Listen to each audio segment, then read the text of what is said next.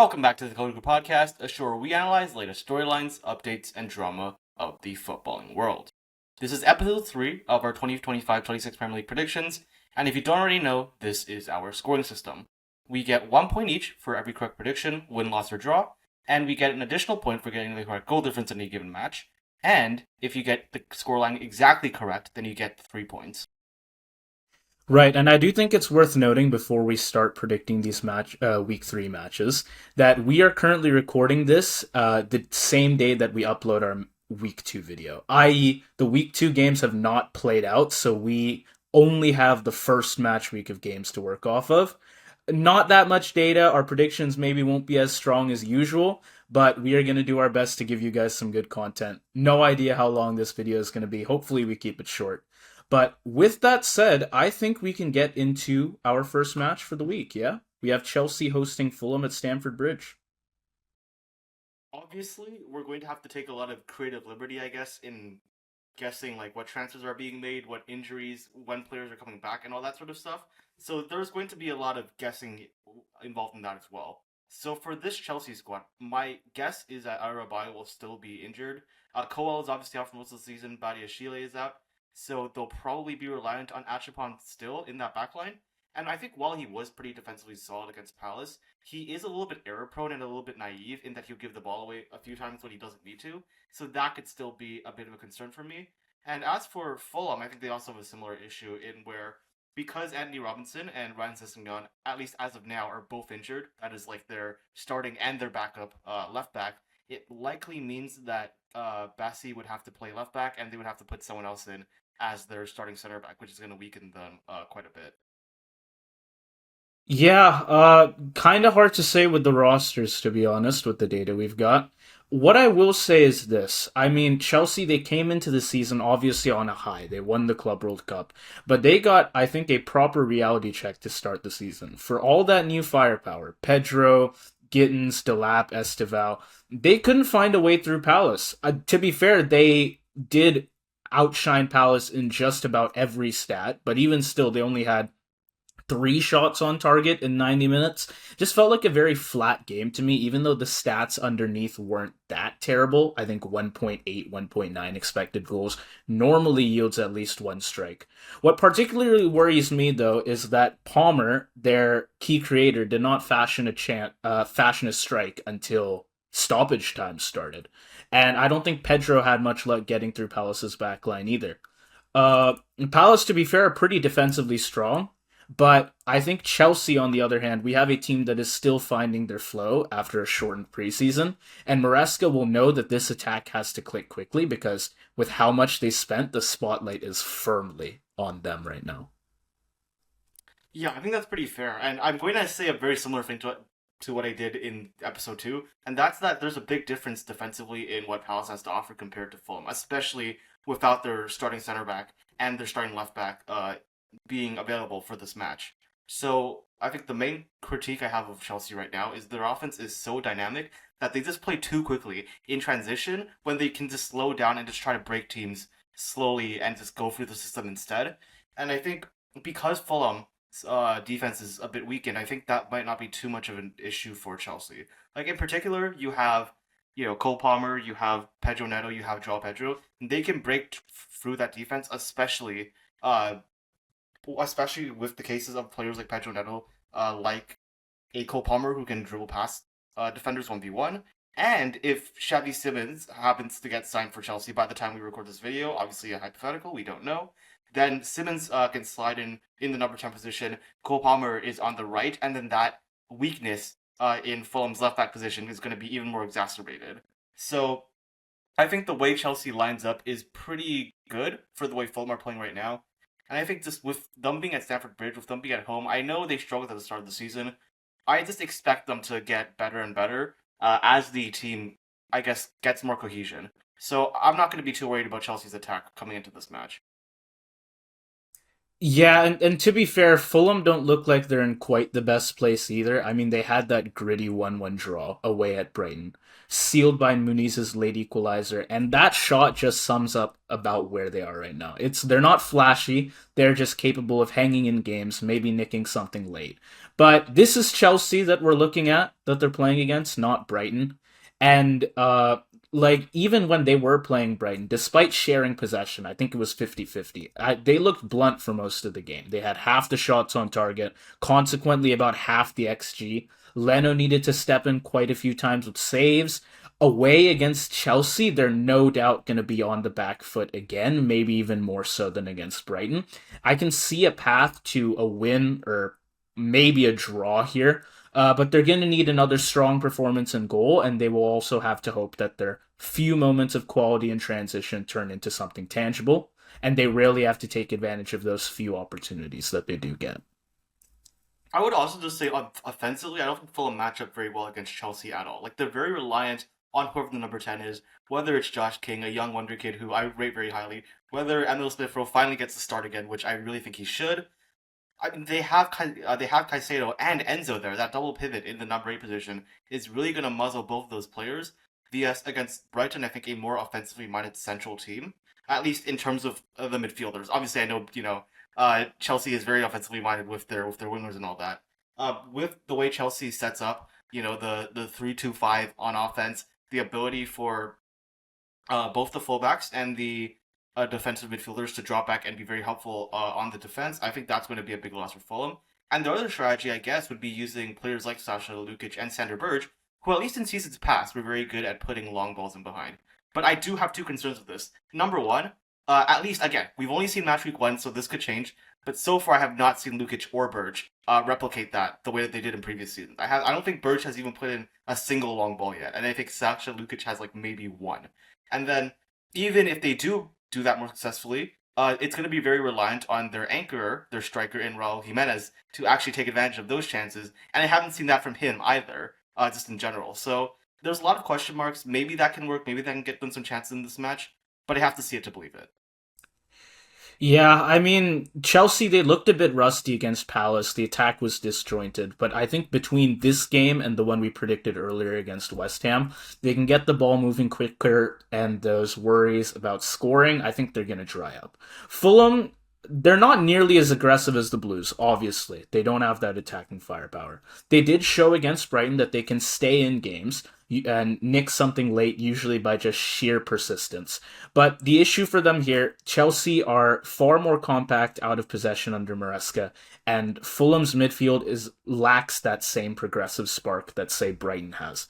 They're going to get their moments, but like you said, when you've got Chelsea's double pivot there and Fulham are so reliant on whoever's in the 10, they are going to have a lot of trouble progressing the ball and even just getting chances near the goal to begin with. I think Chelsea, they're going to prove for good that the Palace opener was a false start. Palmer can still orchestrate. Esteval will look livelier. Pedro is still going to keep the defenders occupied.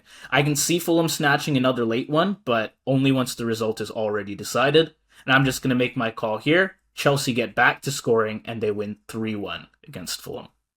Yeah, I think that's a very solid prediction. I would say, yes, I know there's warning signs with that Palace game, but I agree. As the team settles in, as players like, for example, just as a reminder, Jimmy Giddens did not play in the Club World Cup. He is a new transfer that's going to take time.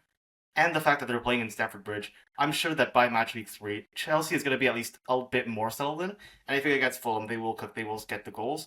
And while you do have Fulham getting one back, I actually don't. I just think that, again, when you're so reliant on number 10 position, and Chelsea have not one but two excellent defensive midfielders, and when your main long ball contributors, at least so far, haven't shown their ability to replicate that this season, I just don't see how Fulham breaks through this, away from home especially.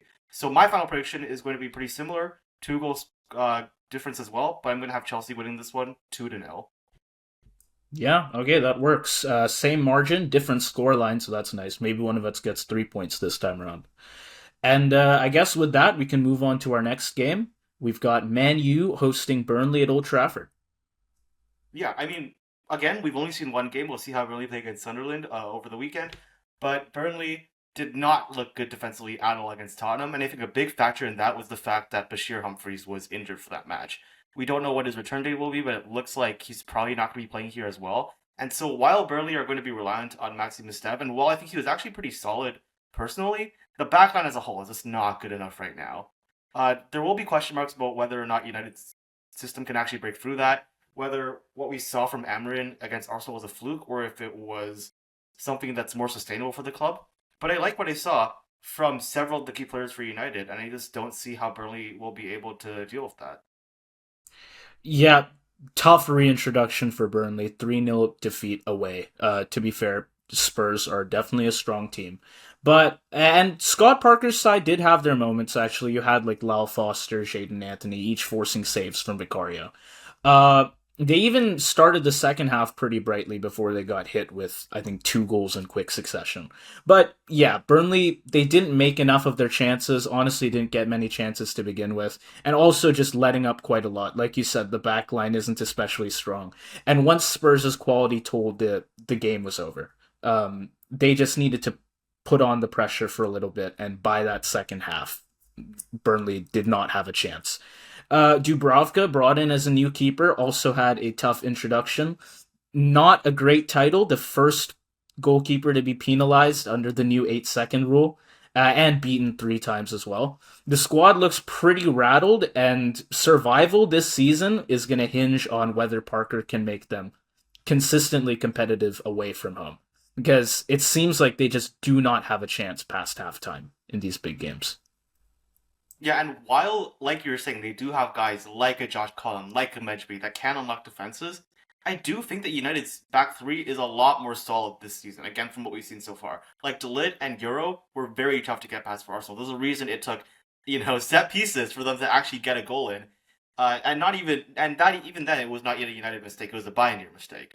So, where Burnley is a team, I should rather say, that will rely on transitions for their offense. I think it's going to be pretty tough to get past the United back line.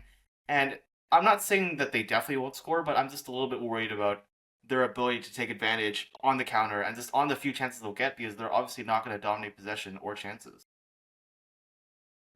Yeah, I mean, I did predict the Man U Fulham game was going to be a close one, and if it goes badly for the Red Devils, they could be coming into this game still looking for their first win or even their first points.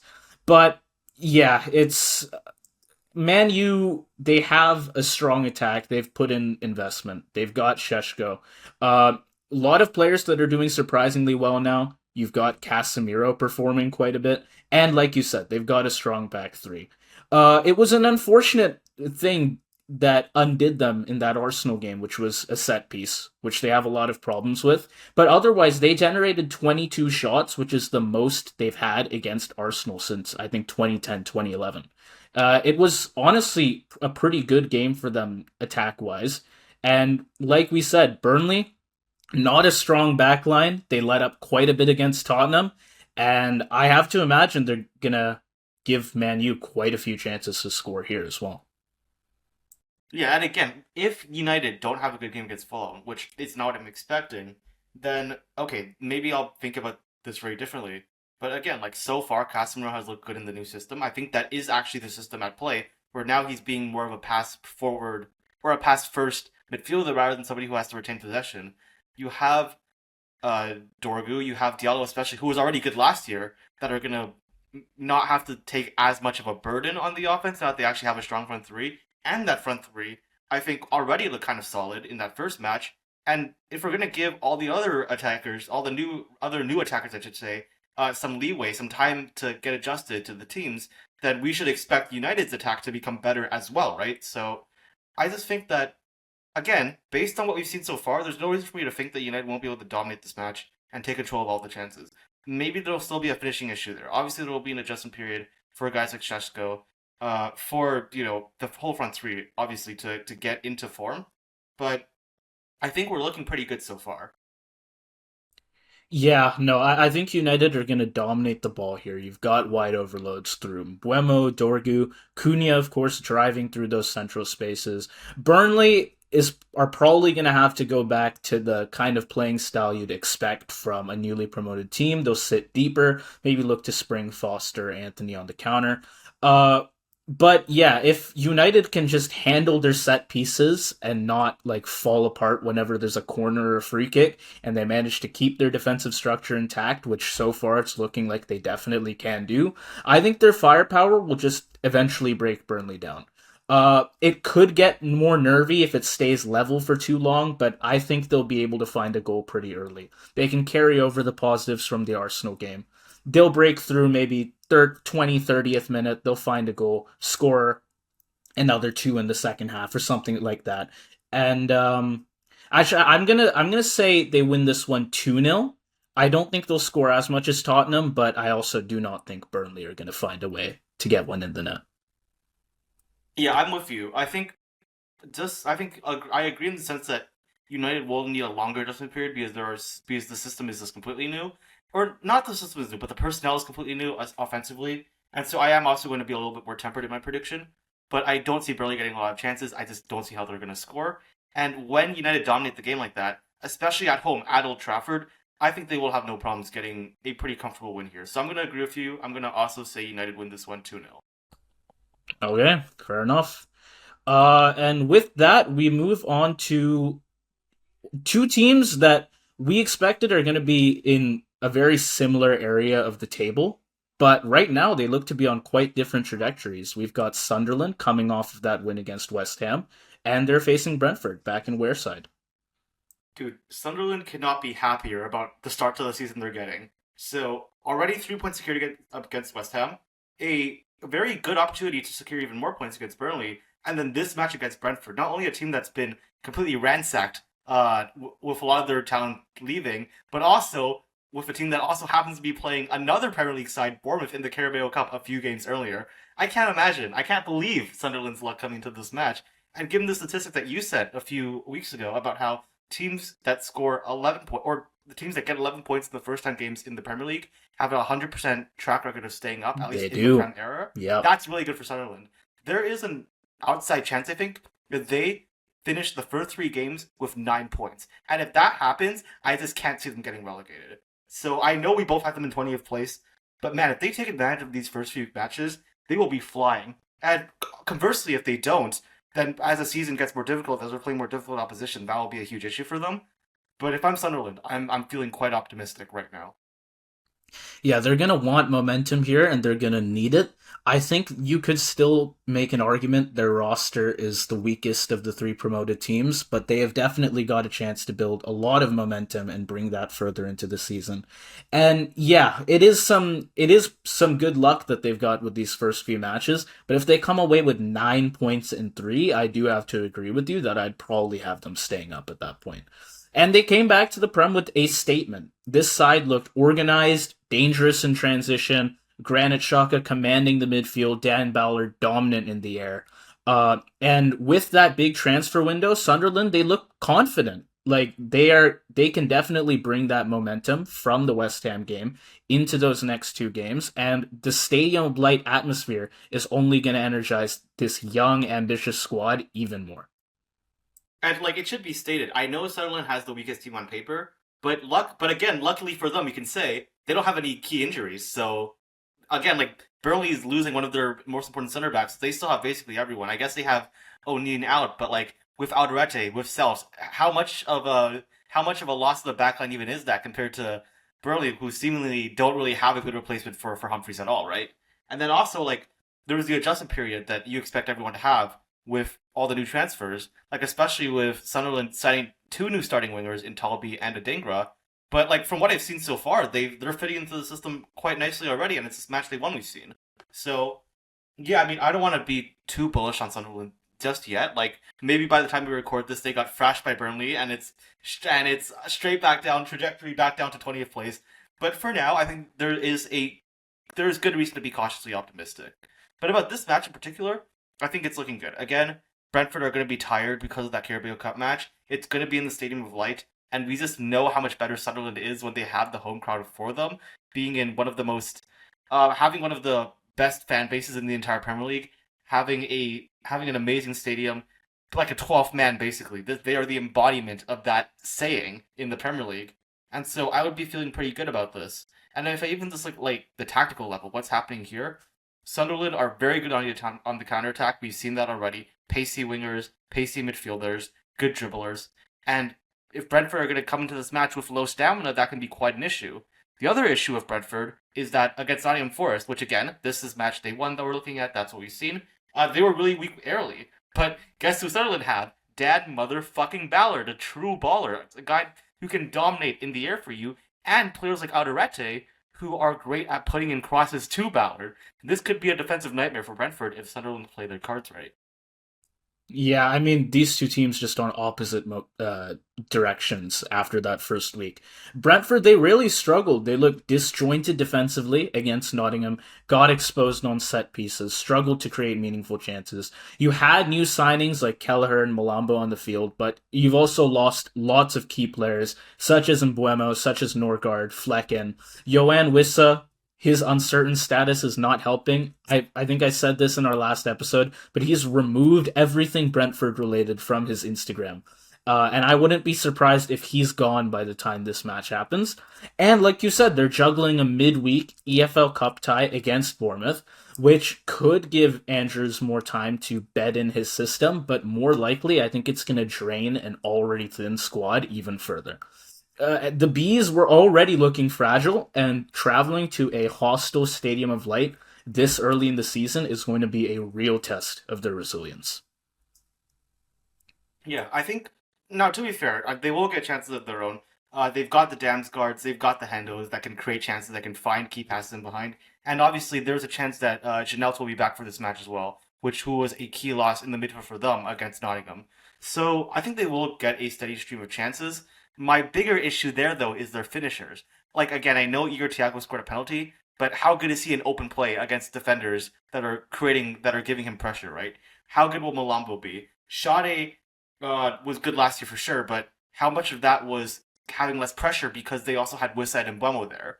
There's a lot of question marks going on with this Brentford squad, and so I'm actually expecting them to get quite a few chances. My major concern is really just whether or not they'll be able to actually finish them, and then just the optics of this match. It's just not looking good for Brentford again. Like it's just if you just think about it, right? You're gonna be tired. You're in the Carabao Cup. You're gonna be away from home, a hostile environment, and you're playing a team that's gonna be countering and running at you the entire time. It feels like a recipe for disasters. And Brentford honestly is gonna need a Keith Andrews masterclass to get the 3 points here. Yeah, they're gonna have to stay compact, try and avoid getting stretched. But like that's not gonna be easy against a team like Sunderland, who is coming at you with everything they've got here. Like you said, they are built on high impact transitions. They don't need possession dominance. They only had 37% against West Ham, created two big chances to zero, had more shots on target, had pretty clinical finishing. And Sunderland can very much exploit Brentford's low energy, which I think they will have, because even if they decide to just give up on the EFL Cup fixture, they don't have the depth in their squad right now to really deal with that. That's going to leave Andrews with heavier legs, maybe force him into some rotations. And if Brentford had their best squad, I would give them still a pretty good chance to beat Sunderland, despite however much momentum the Sunderland's got. But just with the context of this match right now, all the stuff going on around it, it's not looking good for them. I think they're really just going to have to choose between, do we want this match against one of our relegation rivals, or do we want to try and win the EFL Cup match? Because they're not getting both at this point. Yeah, honestly, it's kind of crazy we're saying this because for if you're not a long-term viewer, you won't know this, but I actually make a model at the start of the season for every squad, and I did make this before Sunderland's transfers. Obviously, at the time, it was just right after the championship season ended. At the time, my model said that Sunderland's odds of relegation was, man, this is gonna sound so crazy, 99.86. They had a 0.14% chance, and before you flame me, that was before Jinger, that was before Talby, that was before Shaka. So disclaimer once again, but the fact that we've gone from there to like now I'm being bullish about them. Now I'm saying that they have a good chance of beating Brentford, a traditional like at this point mid-table side. The fact that they might be like the Nottingham Forest of the season, the Leicester City. Okay, that's a bit far, but you know what I'm trying to say of this season. That's kind of crazy to me. So listen, I'm gonna keep riding the wave of the Black Cats. I'm just gonna say it. They get a win away. At home against at least historically strong Brentford squad that's tired through their counters and through aerial dominance. So yeah, Sunderland 2-1. I can't believe I'm saying this, but I am. Okay, fair enough.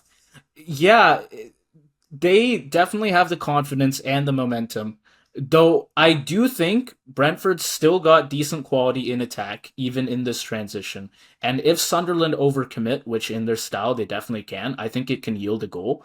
The Black Cats, they will, of course, be trying to hit on the counter, push for some set piece opportunities. Brentford will just have to be a bit more patient and hope to punish any mistakes. I maybe not as bullish as you. Well, I'm not as bullish as you on Sunderland right now because I had Burnley beating them to get their 3 points, and I'm Right. actually gonna say I gave them a draw, right? So right. I'm actually gonna say they get a draw here. Uh, okay. and while that might not be while that might not seem so great, it's like they have this good run of teams and they only get what 4 points out of 9. I think it's actually not bad because it is really shaping up right now that Brentford is going to be one of Sunderland's rivals in the relegation zone. And so to have 4 points in your first 3 games and one of those points also results in one of your rivals losing two of their own, I don't think it's a bad outcome for them. I think it'll regardless be a pretty good start to their season. Yeah, I wouldn't be feeling like comfortable with 4 points of 9, given like the relatively weaker opposition they're facing, at least compared to later in the season. But it's not so bad. I think if my predictions are all true, I think they're gonna have 7 points after these first 3 matches. And if that's the case, they are absolutely flying. But you know who isn't flying right now? Wolves. And they're gonna be up against another team that just narrowly and very controversially lost their first game as well. Wolves vs Everton. Tell me what's gonna happen here. It's hard to get an outlook on Wolves with only one match against City to work off of, but it is clear they're struggling to find consistent rhythm. They have not gotten past losing Cunha and Aït-Nouri to the two Manchester teams. In particular, Wolf, the intended left back replacement, I think he's going to need more time to settle fully into the side, and any early season defensive miscommunications are going to prove costly. If Wolves can integrate their new additions quickly, they will absolutely have the firepower to challenge a team like Everton. But in the state they're in now, I think they should be happy as long as they don't lose. Yeah, I think that's pretty fair. Especially because, and by the way, Carabao Cup plays a big factor coming into match day 3. They're playing a Premier League team as well. It's West Ham in their case. Meanwhile, I think Everton is up against like fucking Mansfield or whoever. So big difference there in how much those two teams are going to have to try and put up good rosters to compete in these matches, and how that's going to affect things. So with that in mind, yeah, obviously, Wolves will be very happy to just not lose the match here, especially because not just that, Jared Brownthwaite, who has been injured so far, I think he could very well be back for this match. Tarkowski has looked pretty solid, I would actually argue, for Everton in that backline. If you add Brownthwaite to that, it could be very tough to get past them. Yeah, no, Everton, of course, they also began the campaign with a loss, but I think they certainly looked a lot better against than Wolves did, even if you do factor in the fact that they were playing against Leeds. There was some decent attacking promise. They did struggle to break Leeds' defensive shape, but like I think Leeds just had a pretty good counter to Everton, to be honest, and you know that they bring that energy. And it was the first game of the season playing at Elland Road. And so I think Everton, they're not going to have nearly as tough a time against Wolves. Do need to find a bit more creativity up front in order to ensure a positive result. But they will, like, I don't think Wolves is going to annoy them nearly as much as Leeds did. And I think there will be a goal decently early on in this match. It's not going to go like that Everton Leeds game where it was cagey to the very end. We'll see some scoring here. Yeah, I mean, actually, I think on paper it's not a clearly easier match because they're also going to be away from home. But yeah, Wolves have been quite questionable. And again, while yes, as John Arias, as Bellegarde, get more chances than actually integrate into the starting 11. Yes, will get better. Yes, they're playing at home. Yes, there will be increases there. But like the same thing I can be said for Everton. Carlos Alcaraz, Dewsbury Hall, Jack Grealish are the same thing can be said for them. And Jared Brantwaite, once again, who is not a new signing, he is proven one of the best defensive young players in the Premier League, is going to be added, most likely, to the roster as well in time for this match. So if I'm Wolves, I feel like I'm in quite a bit of trouble here. And I think like even if I'm looking at what is the strategy here for Wolves, I still have a lot of question marks. Even if that attack gets better, the midfield is just objectively pretty weak, pretty questionable. Andre and Joel Gomez, I think that's a weak spot in that squad. And unfortunately for them, I mean, with all the players that they lost, with the eight Norris, with the Cunhas leaving, rather than being able to strengthen the backline and strengthen the midfield like they should have, they had to spend all their money trying to just replace those guys, signing the Wolves, signing the John Ariases of the league. And so last season, we kind of memed on Wolves for being a team that had the offense but no defense. Now, do they have the offense? I don't know, but they clearly still don't have the defense, so it's a big problem. Yeah, I think especially playing at home, like they're gonna try to dominate possession, Wolves. But yeah, their defensive frailties are gonna leave them very vulnerable to counterattacks. You especially when you've got Everton's pacey wide options. Everton, they're just gonna need to stay compact, press selectively, and capitalize on opportunities when they appear. Both these teams will be under some pressure to respond after opening defeats, so we can expect a pretty tense affair. Some individual moments of quality, whether you have like a late run from Wolves or a precise Everton counter, could easily decide the outcome here. But yeah, Wolves are just not in a great spot, to be honest. And you can question their attack, but I think they'll just be left struggling in their own half for a lot of this match. I don't even know that they'll get many chances to score on Everton. They will be the ones taking the brunt of the shots in this one, I think. And honestly, I think I'll actually just go ahead and give my call right now. Wolves, again, still trying to figure out life without Aiden Nori. Their attack hasn't fully clicked either. Gaps are sure to appear in their transitions. And Everton, on the other hand, I think they're pretty structured under Moyes. They're comfortable absorbing pressure. They had issues with chance creation against Leeds, but like I said earlier, I think they'll have an easier time against this struggling Wolves team. Expect a tense, tight game, probably one or two decisive moments, and I think Everton are going to narrowly take it 1-0. Yeah, I also think that Everton's going to come away with all 3 points in this match. By the way, that is both of us agreeing against what the Vegas people, what the betters are saying. So that's quite interesting. I feel like they're not really factoring in that Carabao Cup match quite enough. I think yeah, with Wolves being slower, having to deal with the stamina loss from playing West Ham, with I think Everton probably dominating them in the midfield, in the wings, throughout the pitch. Honestly, like I just don't see how Wolves are going to be able to sustain this. I think they will get a goal as their offense settles in more, but I think Everton ultimately come out on top, and I'm going to say Everton win this one 2-1. All right, well, with that out of the way, I think we can get on to our next match. We have a team that didn't look too great to end off last season, but over the Prem off season, they won a Europa League, and now they're looking pretty strong for this year. We have Tottenham welcoming Bournemouth to the Hotspur Stadium. Yeah, and Bournemouth, by the way, like Brentford, like we talked about earlier, they're playing each other. So that's another team that's going to be suffering quite a bit from the Carabao Cup situation coming into this match.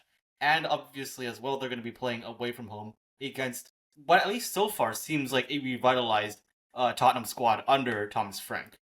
Bournemouth, we know they're going to try to play for transition. They have fast guys like Evan Nielsen, like Semenyo. Justin Kluivert might be back for this match.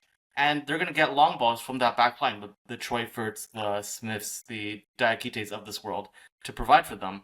But I think Tottenham actually counter pretty well for this. They have the solid 4-4-2 system on the defense that Thomas Frank likes to employ. And with the offside press that they've done pretty effectively against both Burnley and actually PSG to an extent, I wonder how well Bournemouth will actually be able to take advantage of spaces in behind.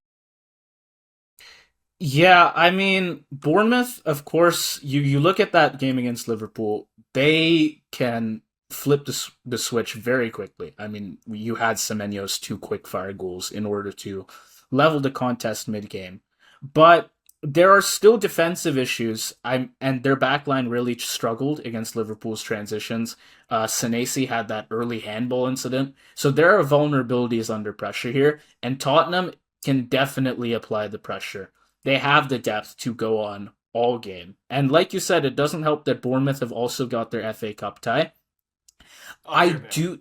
Oh, yeah, care about EFL. But I do think they'll come out of it a bit better than Brentford, who are like on life support right now with Wissa seemingly about to leave. I think Iraola could use it to rehearse Bournemouth's defensive shape a bit, give players like Senesi or Brooks a sharper edge. the team will need better cohesion in order to prevent Tottenham's front line from exploiting gaps, and this is a pretty good opportunity to build that chemistry in the back line. But it's a double-edged sword, though, because they could come out with very little energy and they could get absolutely obliterated this match. So it's kind of hard to predict, but we'll just have to see how that EFL Cup match goes, and it could make a pretty big difference for this one. Yeah, honestly, I just don't think even if Bournemouth were playing at their best, with all their players at full stamina, I'm not sure that they just match up well against this Tottenham squad. Like I said before, I think the way Frank sets up defensively really limits that dynamism, that unpredictability that Bournemouth typically uses to exploit to create chaos against squads like Liverpool that like to push up, right? So I just don't know. Obviously, they have individual quality. There could be players that can try to break through the defense, create some chances, but it will be tough for them. And in the meantime, for Tottenham, I think they actually go out pretty well tactically against Bournemouth. This is another game where I think the tactics just balance it, or rather unbalance it in favor of Tottenham. Their transitions are seemingly very solid right now. Kudus, Johnson, and Sarr are extremely fast on the counter, and Sarr is really good at making passes into space in transition. And it's going to be very reliant. Bournemouth are going to be very reliant on their backline, especially with how high up they actually like to push up their fullbacks themselves to stop that. And I'm not sure that they have the ability with all of the defenders that they've lost, and with how at least questionably their replacements have done so far. I'm a little bit worried about whether Bournemouth will be able to sustain all that pressure that Tottenham are going to give them. Yeah, it was, even though Tottenham is missing some players, and we thought they might struggle to start off the season, like not having Kulu, not having Madison. They started off very strong. Richarlison gets his brace. Johnson adds a third. You've got that young midfield duo of Sarr and Bergvall, very much impressing. And Archie Gray anchored the midfield pretty effectively. Completed almost all his passes, won some duels. It was an all around strong performance from this Spurs team, and I think they're probably just going to continue to build on this structure they've got here. Focus on the width through Kudus and Poro on the right, while you have Bergvall and Sarr driving forward to create some overloads. And Richarlison is looking very dynamic right now. Johnson offers some interchangeability on the left. It's like their roster is just looking very strong, very dangerous. Like they can come at you, take a lot of good shots, get good chances. And I agree with you. I don't think Bournemouth's backline is going to hold up. Fortunately, unlike Brentford, it doesn't seem like they're in the midst of losing more players, but they lost so many defenders with like Kirkez and Sabarni and Hoyson. They just don't have the roster here to face Tottenham. Not anymore. Yeah, so I think it's pretty clear to me that Tottenham are going to end up winning this match. And listen, I think Frank has already employed a system quite well. Defensively, they look good. I wouldn't say that Archie Gray and Lucas Bergvall are their best players on paper, or their best midfielders on paper, I should say. But they are probably the best in Frank's system, where you want progressive central midfielders. And so that's going to be a quite interesting dynamic. But in any case, I mean, Frank is already employing his tactics beautifully. They have the players to counter, not counter, but to play in transition against Bournemouth's weakened backline. They have the players to break them down in a more traditional, like, top club way with the Greys, with the Bergvalls. And I think they're just going to be too defensively solid. Bournemouth, I think, are always capable of squeezing a goal in because they have the Semenyos, they have the Evan Nielsen's of the world on their roster. But at the end of the day, at home, Tottenham will have no issues winning this match, and I think they're going to win this one 3-1. Okay, fair enough. And yeah, I think Tottenham, they're going to enter this game with confidence. Richarlison back at top form. That Bergvall Sar pairing giving Spurs lots of energy moving forward. And Bournemouth have shown that they can score against top sides, but again, their backline is just looking quite vulnerable right now. And Tottenham's attacking fluidity should allow them to control possession, get a lot of chances. I don't think they're going to score as much as you said. I think they'll get maybe one in the first half, one in the second. Bournemouth can nick one at the end, but I don't think they'll get more than that one chance. And Tottenham, even though they'll only win by one goal in my prediction, they'll still be looking pretty comfortable throughout, and I'm going to say they take this one 2-1. All right, fair enough. Well, with that being said, while Burnley did not look good against Tottenham in their first match. Sunderland did, and I think they're not the only relegation, or I should rather say promoted team that looks solid right now. Leeds is in that category as well after that win against Everton. They're going to be playing Newcastle, a very strong side on paper, but one that is without Isak, and possibly still without a striker by the time this match day happens, we don't know. Will they be able to pull up another upset and get some points off against Newcastle at home? Yeah, it is a confident return to the Premier League for Leeds after Mech's late penalty to secure 3 points on his debut. Fark's side did exactly what they planned on doing. They played with intensity, with physicality, dominated possession early on, created multiple set piece threats. Ampadu marshaled the backline efficiently, and you had Pirro and Gnonto consistently testing Everton's defense. All around good performance, and leaving the offensive threats aside, Leeds were able to maintain pressure when Everton did, or maintain structure when Everton did pressure them toward the end. Didn't allow Everton to generate that many good chances. I think this is a very well drilled squad here, and they have that energy and aggressive style, and it's going to be key to challenging Newcastle because this is a squad here with the Magpies that have got a lot of fog around them, a lot of drama that I don't think they want to deal with. Uh, Highly unlikely, I think practically impossible that Isak is going to be playing at this point. But even just like having him gone is, I'm sure, going to affect the other players mentally as well. This is a long, drawn out transfer saga we're looking at here. And I don't think they're going to be feeling too great as a team coming into this one. And of course, it is like practically a top six team at this point coming in against a promoted side. But I think just with what's been happening with Newcastle lately, they're more vulnerable than they usually would be in a match like this. Yeah, I agree. I think against Villa, while they obviously dominated for large parts of the game, while they had significantly more and better chances, not having a striker to finish it for them was a big problem. You had Anthony Gordon taking a lot of shots outside the box after doing like quite a bit of work in a lot of those chances to get by defenders and generate a chance for himself. We also saw like whenever it was somebody else, whenever it was like for example Harvey Barnes playing centrally, it didn't seem to work very well either. So while on the one hand I think they definitely have the players to break down Leeds' defensive system, like I think in Anthony Alanga and Anthony Gordon, they could both be very solid in dribbling past players. My bigger concern is chance conversion, and I just guess like final, and I guess it's like final third composure in general.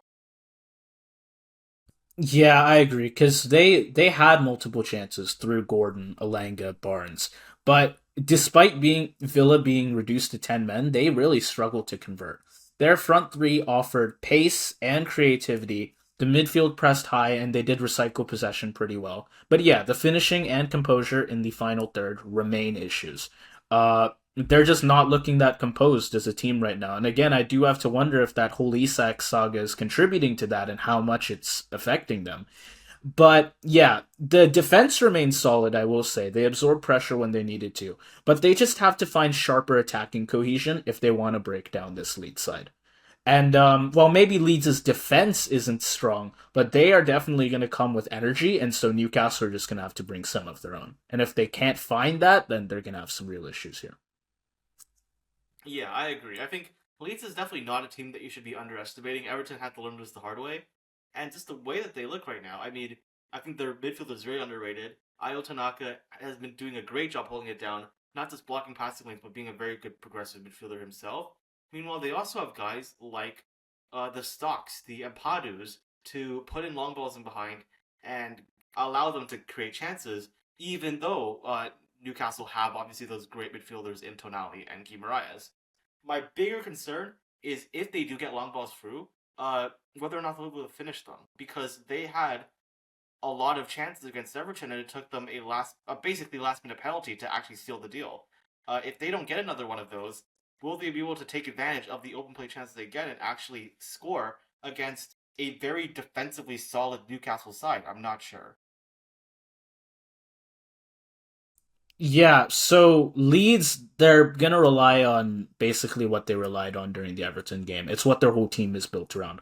High pressing, quick transitions. They've got aerial threats from set pieces, just aiming to exploit any gaps that are left by Newcastle's possession heavy approach. But I think despite all the issues Newcastle are having right now, they will be able to largely take control of this game. Even if it is away, and Leeds' fan base is a pretty strong one. But I think Newcastle, they can get control of the ball, probe patiently, exploit pace on the flanks, particularly through Gordon, through Alanga.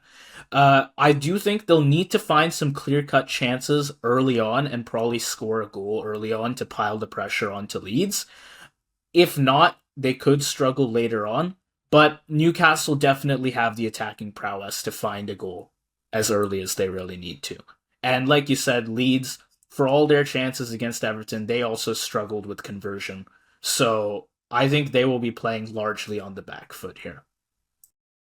Yeah, I think, with Leeds having the advantage of being at Ellen Road, with being supported with parking the bus, I think they will be able to limit Newcastle quite a bit.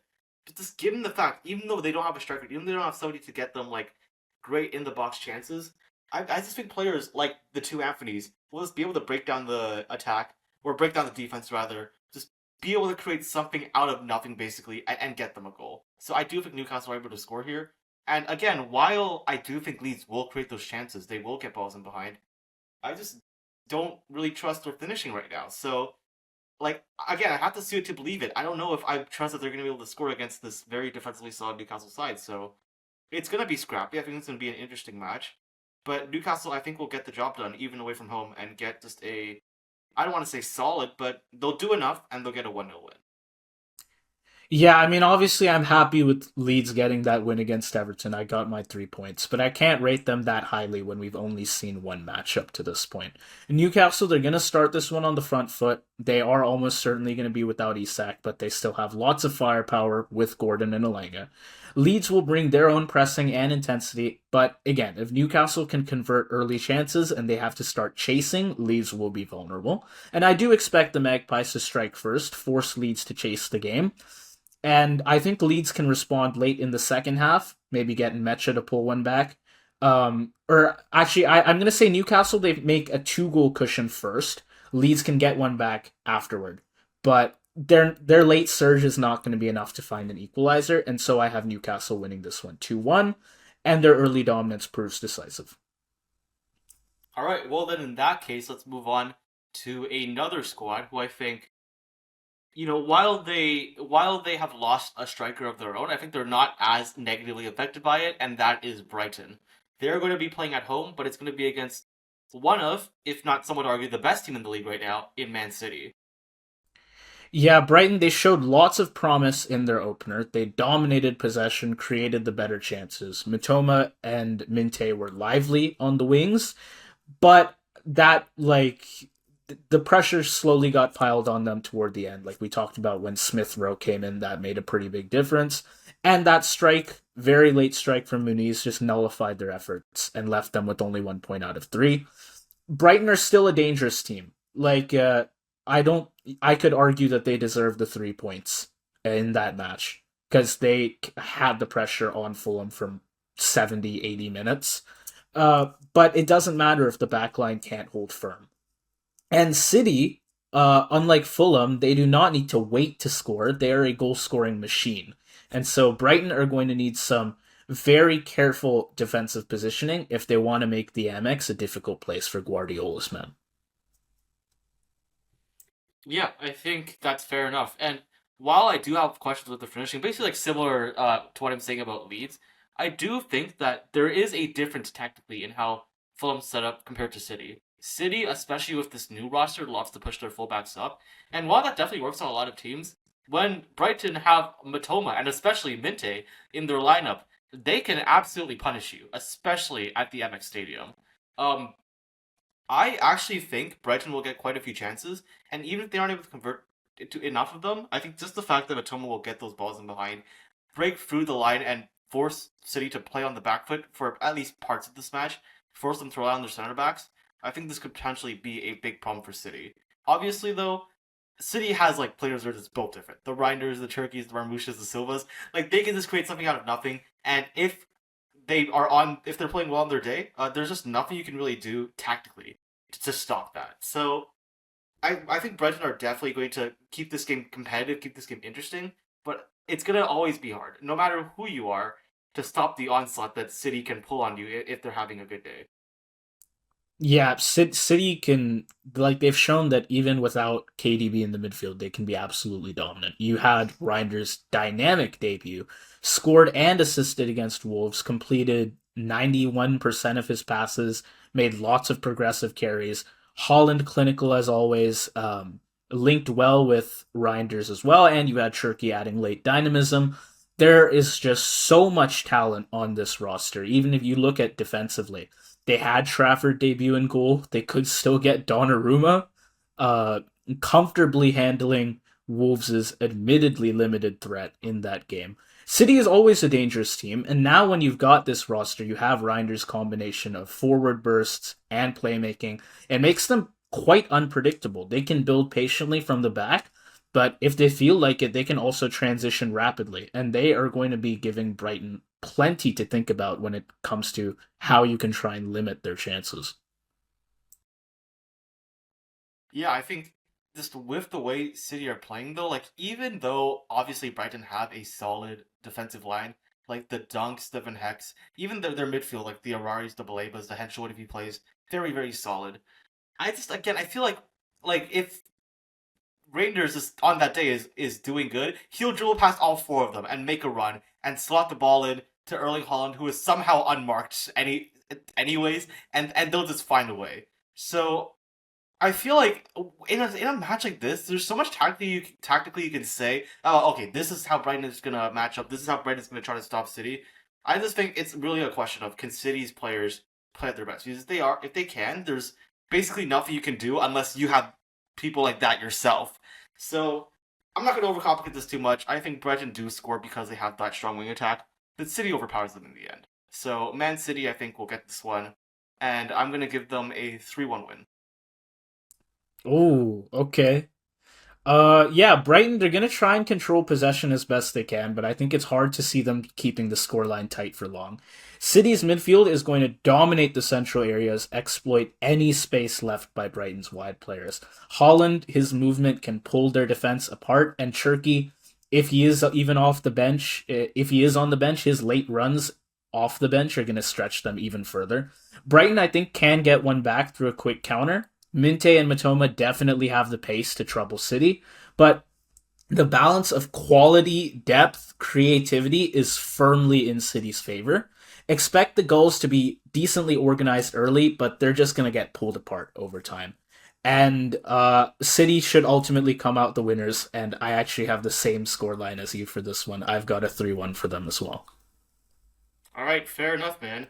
Well, that then brings us to the favorites of this podcast, our squad, collectively speaking, and that is Nottingham. And once again, they have, I think, a pretty favorable matchup coming into this. They're going to be at home, and they're going to be playing a weakened, or not even weakened. It was never strong.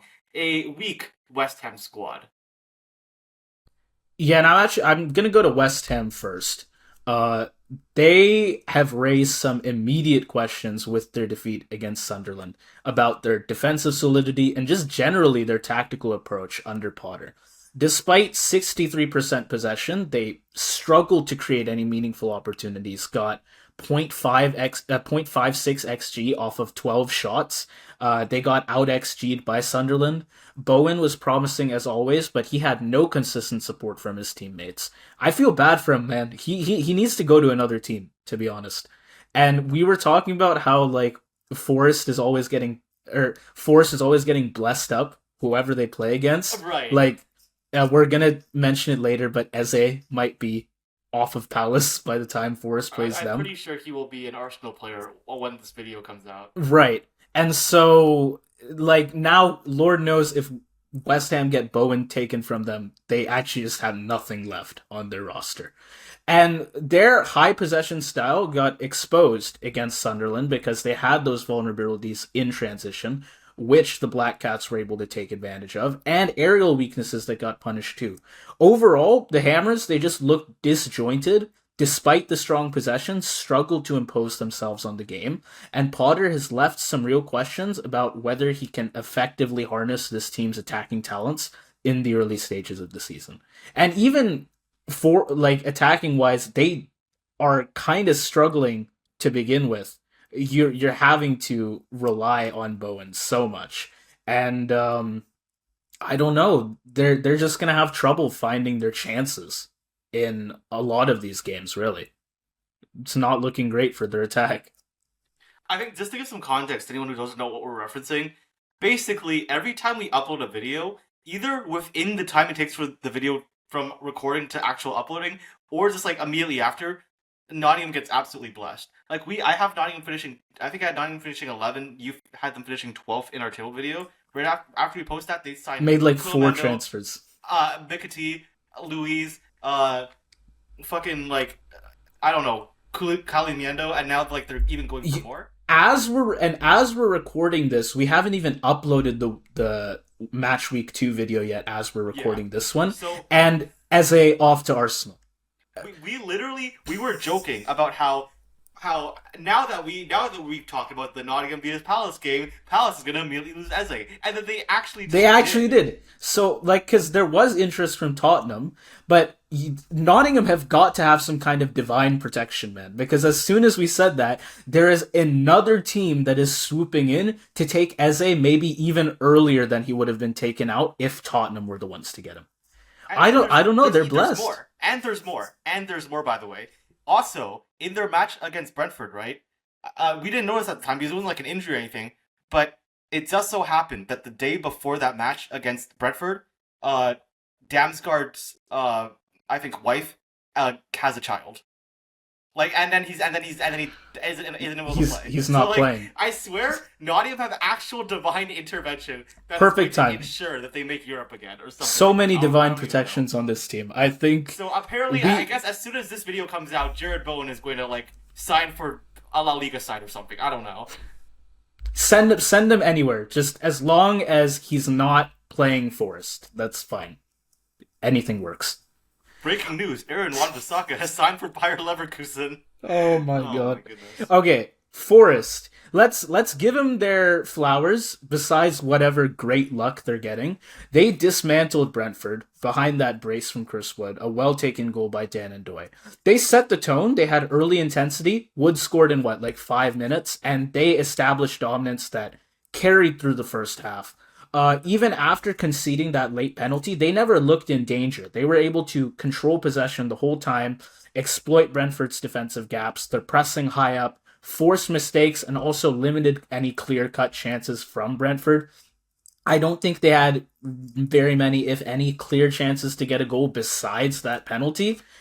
Forest, they look cohesive, and they look like they can very much just take control of games. I was talking about this in our last video, where Nuno is leaning, not like all the way off, but he's leaning a bit more towards possession. We saw it in that game against Brentford, and I think they can continue that trend here, where they slowly start to take control of the ball more, keep it at their feet, and they will probably find quite a few chances in this game as well.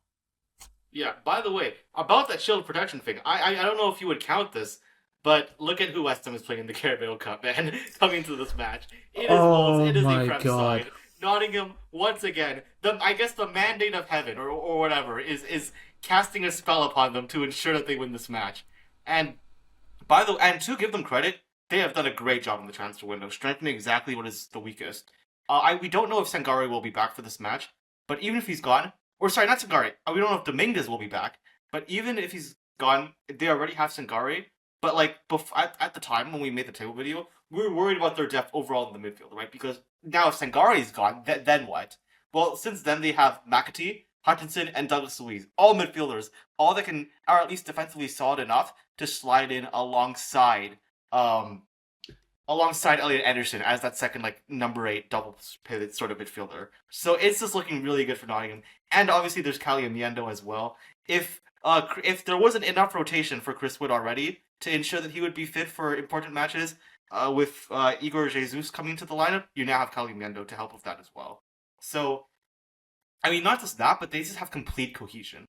I mean, like, the midfield and Chris Wood are just linked up so well. The wingers know when to drop back, when to stay wide. We've already seen that in that match against Brentford. And they were really defensively disciplined. I mean, the handball to concede a penalty, there's always going to be an element of luck to that sort of thing happening. But really, like Brentford created absolutely nothing against the solidity that Nottingham's backline had. Yeah, I mean, Forest, they have a strong roster. You've got Gibbs, White, and Ndoye. They can interchange, draw defenders out, create some pockets for Wood to attack, and then you have Sangare, like you said, shielding the back four. And West Ham, I think they're gonna try to maintain possession, have some short, controlled build up from the back, but they just have so many vulnerabilities to transitions, to aerial threats. Forrest can exploit set pieces, second ball situations, force some early errors. I think they're gonna press pretty aggressively when they're out of possession, and limit West Ham's time on the ball in dangerous areas of the pitch. And I think as well, Forest are going to come in to this match confident in their scoring ability. They did get three, as after all, in their first match of the season, and West Ham are still trying to find their attacking rhythm. They don't quite have the roster to score very many goals, and I think Forest are just going to get early pressure on the ball, score decently early on. West Ham might get a few openings, but with Forest's compact organization, the visitors will struggle to convert their chances. And I'm just going to back Forest to take all 3 points. I think West Ham aren't going to get a goal, and Forest will win 2-0. Yeah, I'm thinking basically the same exact thing. I think West Ham is too full of flaws. They're getting carried again by Wan-Bissaka and Jared Bowen, whereas Paqueta and CoDaKrew contribute absolutely nothing. And yeah, I'm just going to keep it simple. I think this is going to be sort of similar to the Brentford game for Nottingham. I predicted a 2-0. It was actually 3-1, but I think like that game could have easily just been a 2-0. I think it's going to be another two-goal scoreline, and I just don't see how West Ham score against this very defensively solid Nottingham Forest side.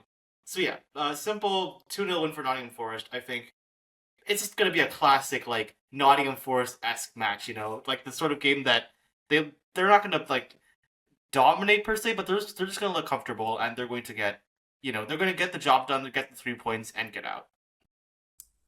Yeah, fair enough. And that is going to bring us to what is definitely the biggest match of the match week. We have the season's first clash between clear title contenders as Arsenal come to Anfield to face Liverpool. All right, well, I think we did see Arsenal come off to a bit of a shaky start against Man United. Maybe they'll be quite a bit better by the time that they play Leeds with more experience in. But I think with the signing of Ebrechi Eze to fix that left wing, to fix the Martinelli shaped hole that they had in that starting 11, things are going to look a lot better. Instead of just relying on Saka to be the only avenue of attack, whereas, even Gilchrist couldn't provide too much because he's like a poacher. He's not somebody he's not like a João Pedro type that's going to drop back so much and help out in the build up, right?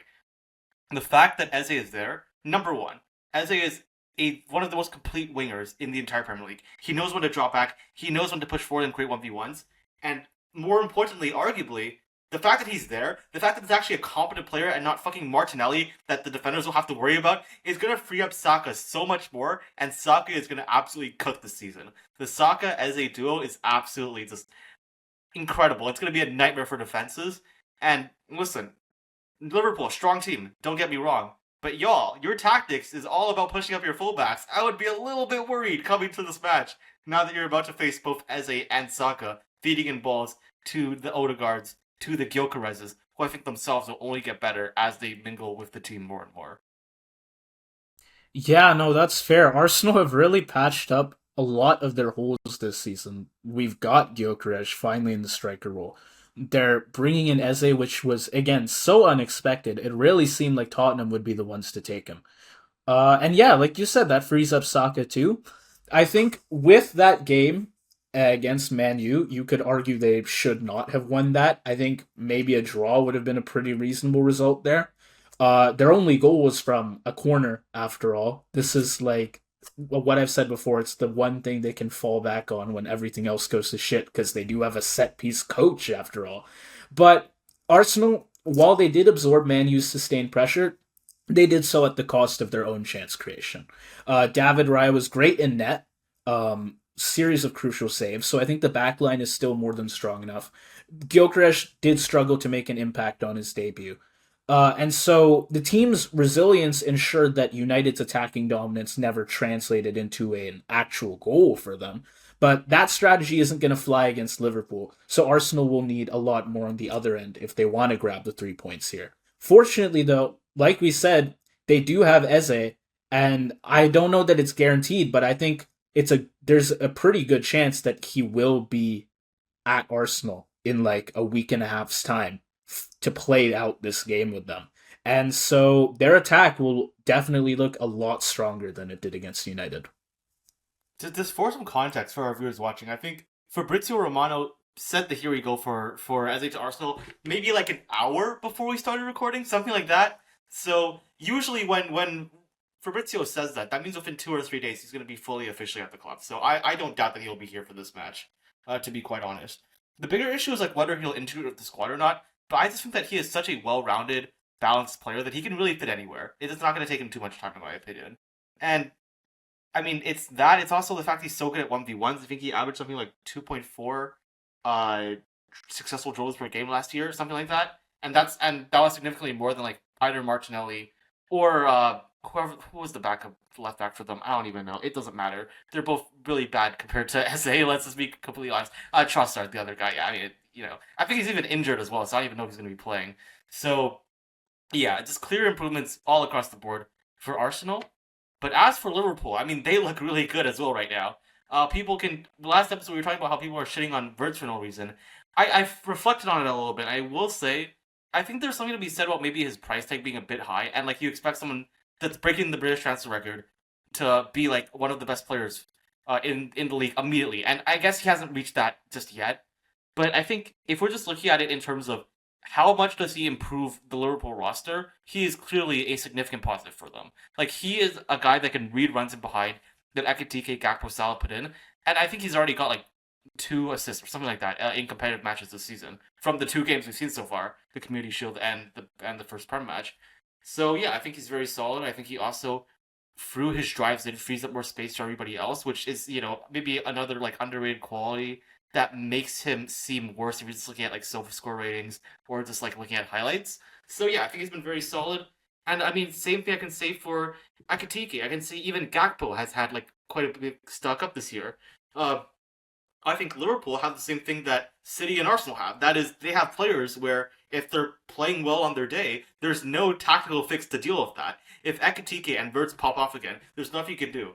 And if they play well, it frees up space for Salah, and he could cook as well. I mean, we saw against Bournemouth that even at the age of, I think, like 33 or something, he's still got it. He's not regressing one step. So Liverpool are still dangerous.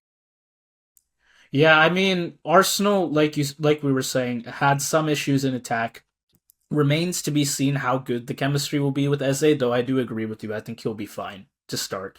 Like, I don't know if you saw the clip of him not like shaking hands with Glasner after their last match.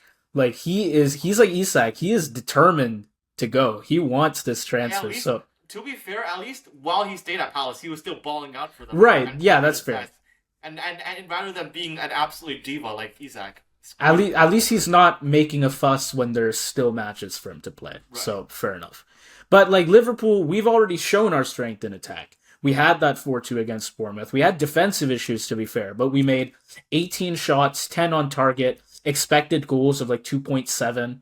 Of course, we outperformed quite a bit, but I think we would have comfortably won that game off of our attacking prowess. Salah linked effectively with Ekitike and Florian Wirtz, who looked pretty comfortable integrating into the front four. And you had Chiesa's late volley. And I think part of the reason people are flaming Wirtz is because, like, oh, he's off, Chiesa's on, and, immediately he scores a goal, so I guess Chiesa's better than Wirtz. But no, I think really what that just means is we have good attacking depth.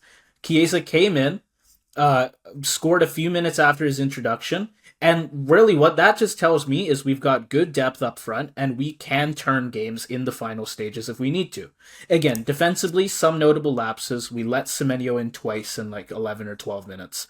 But I think the combination of creativity, pace, finishing makes us a constant attacking threat. And we're at Anfield. That energy is only going to amplify our intensity.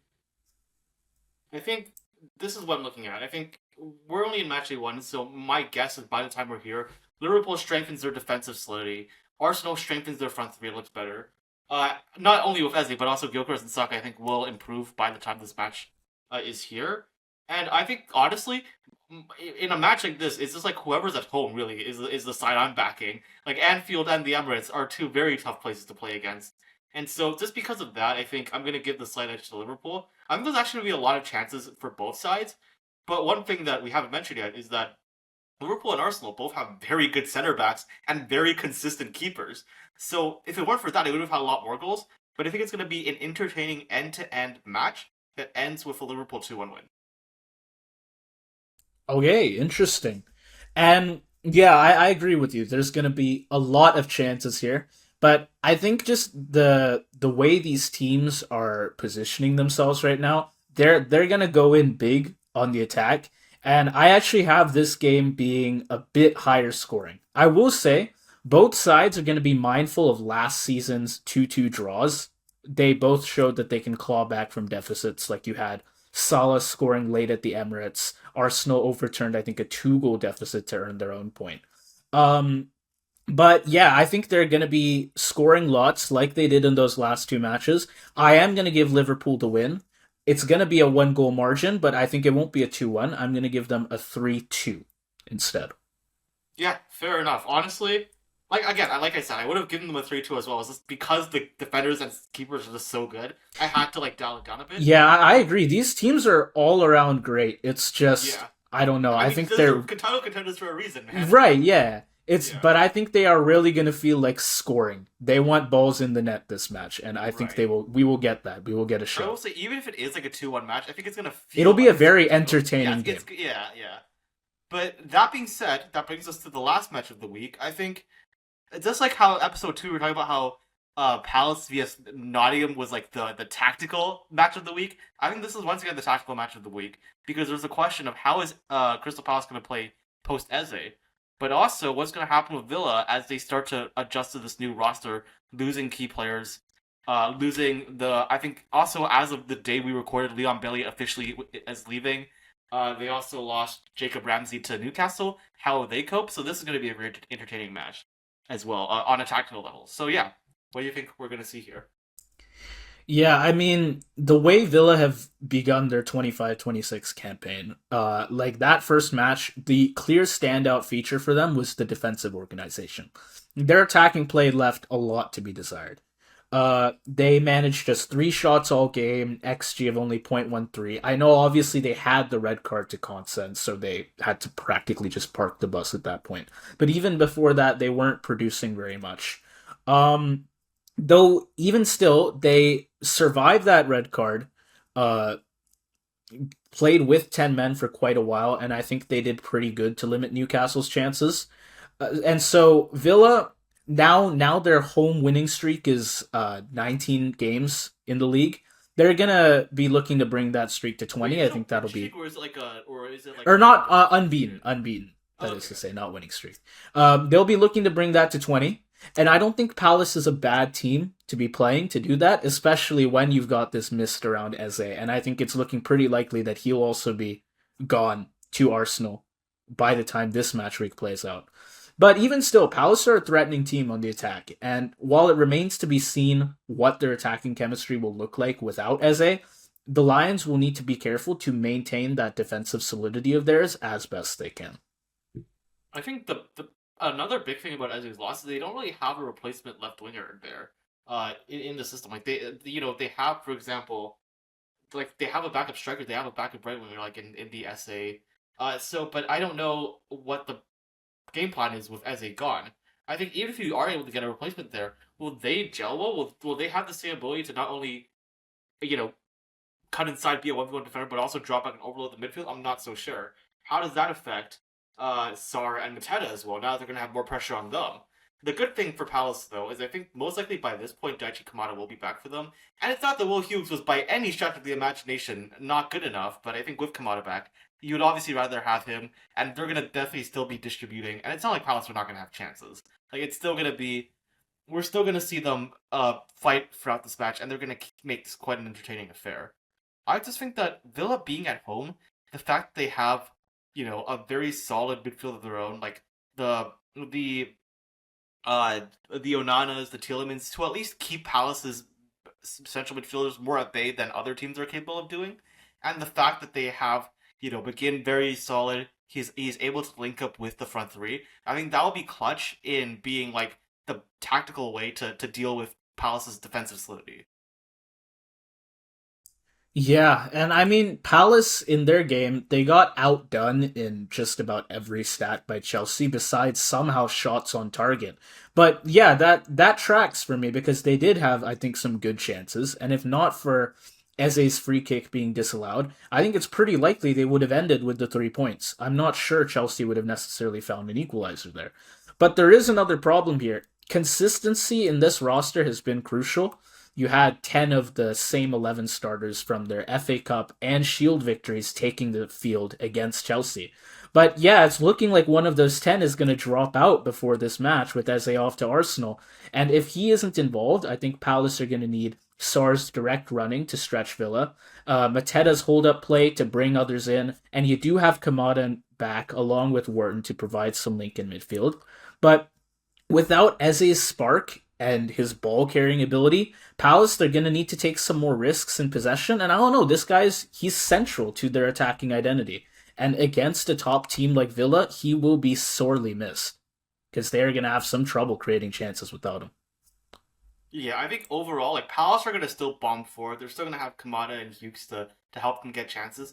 But I just think that with less avenues of attack, they will have like moments. They'll have moments in this game, pockets where they look better and they look very dangerous. But I just think that Villa being at home, having that consistent midfield threat, I think that's gonna make them a bit more consistent, and that's gonna make them stronger throughout the full 90, and that's just gonna carry them, in my opinion, to a win. So this is gonna be a very interesting match. I think Palace again will look very good at times. But Villa, at the end of the day, I think will get a 2-1 win in this match. Okay, fair enough. And though I highly doubt it'll be true for both teams, again, we're looking here from the first match week going to the third. So there's a chance Villa and Palace will still both be chasing their first win at this point. But I think Villa's home form gives them a clear edge, again, looking for a 20th unbeaten league game in a row. And with Konsa returning from suspension, their defense will look pretty solid. Palace, on the other hand, they've got questions about multiple players. I think Nketiah Doucouré still sidelined. Eze gone. Gehi could be gone as well. Could be going to you guys. Lord knows if we take Gehi so that we can have a better time against Arsenal. I think Palace, they've still got Mateta. They still have Sarr, who has scored in each of the last three meetings, I think, between these two teams, between Palace and Villa. But I'm just kind of unsure with the roster. I think the players will be pretty unsure about themselves. Losing Eze leaves such a big hole. They're not going to be able to replace him by the time this match comes around. I think from what I've seen, they might try and bring El Kanous in from Leicester. Oh yeah, but that's close to happening. Yeah, but I don't know that they're get like 30 mil from that deal. So right, that's good for you guys. I don't know. I mean, he's a good player. I actually don't want to lose him, but like if we are, I'm glad it's not gonna be like on a free to fucking. Right, 30 mil is good, but that's like that just tells you how tense it is for Palace right now because Eze is a massive player to try and replace on their roster, and I think Palace can get on the score sheet through Sarr, maybe through Mateta, but Villa's finishing and control make a win for the hosts a very easy call for me, and I'm going to give them a 3-1 to end off the match week. Dude, I forgot to think about El Kanous in my prediction. I just want to say a quick word about this guy. I backed Matt Hermanson. I don't get to talk about Leicester anymore because they're in the championship, but I want to back my own players. Dude, Al Kanous, bro, is an amazing dribbler. His one-on-one ability, it's not at Eze's level, but give him some time and he's going to get there. I'm a little bit more concerned about his like football IQ. Not that he's not a smart player, but I don't know if he'll be able to like overload the midfield to the same level that Eze can. But I think he's going to, as he gets older, develop that more. And I think like he already definitely has the technical ability, and I think that's the most important part. Everything else will be learned with maturity. So I think if Al Kanous does go for Palace, not an immediate solution, but give him time and I think he'll cook. Yeah, no, I think he is a good replacement. It's just he's not gonna click like that this early. Whereas like with Eze, we were saying, oh, he goes to Arsenal, there's like he'll probably have a pretty good time straight away against Liverpool. That's not going to work out for Palace here. This is basically an emergency transfer, like you said. They're getting El Canus off of you guys for 30 mil. So they're in a tough spot, man. It's unfortunate because they were looking very good, but we did say in that table video that if they lose some key players, like lose Eze, lose Gehi, I think there maybe is still some interest around Mateta, though I think they'll be trying very hard to keep him at this point. Even still, you lose some of those key players, and their place in the standings at the end of the season could be pretty different. And Eze is one of those guys who is going to make a massive impact, whether he's on the team versus not. So, yeah, no, this is a match, like you said, this is kind of the tactical highlight of this match week, right? Definitely one I'm going to try to watch if I get the chance because it'll be interesting to see how this Palace team plays without Eze. Well, with that being said, like, subscribe, comment your predictions down below, and yeah, check back in. I don't know when exactly. I guess it'll be 2 weeks after we record this, but 1 week after it comes out. But we do have international break after round 3, and We'll have some there are more a stuff to lot cover of there. qualifiers to talk about. Oh yeah, UEFA CONCACAF Comma Bowl. Alcon, I actually took a look. AFC is round 4 is in October, but Yeah, a bit there's later. still gonna be plenty of content. We've got lots of games to cover, like we were doing before we started covering Prem preseason stuff. So we'll have a little bit of a break, but after that, we will be back on Prem as soon as it starts up. So stay tuned for another set of match predictions, our little international break, and then we will be right back on the Premier League. Have a good day, everyone. Big up Bolivia, the Sunderland of international football. Thank you.